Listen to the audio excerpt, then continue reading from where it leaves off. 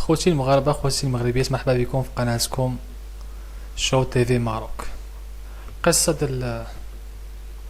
الأخ أيوب فريح مازال طويلة، مازال ما سالاتش. الدري مازال مسكين في الحبس، الله يفك صراحة وعلى خير والله يهديه. وعيلته مسكين متألمة، وجاي الأصدقاء ديال الأسرة ديالو الكبيرة مآزرينو في دارهم. الوالد ديالو متألمة بزاف، معرفاش تقول مصدومة مسكينة بداكشي اللي وقع.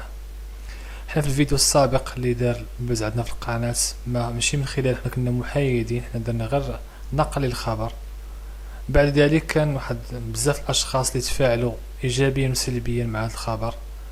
ما نلومو حتى حد، ولكن احسن متبقاش ديروا كلمات نابيه، حيت حنايا في الاخر بشر وبشر كيخطأ. الله يسامح هاد الدري والله يهدي ما خلق، والله يهدي جميع امة محمد.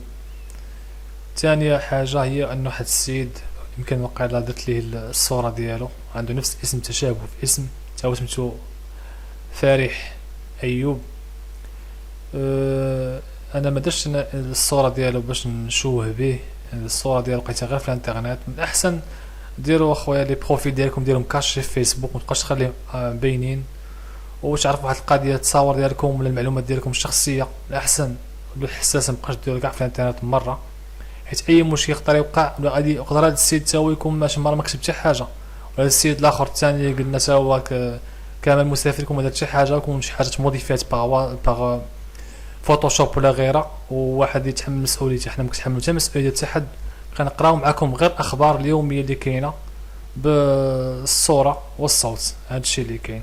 كنتمنى ما تبخلوش علينا بالاشتراك، تدعمونا بلايك وتفعلوا زر الجرس باش ديما نحطوا لكم الجديد. شكرا لكم بزاف، والى اللقاء في حلقه مقبله ان شاء الله.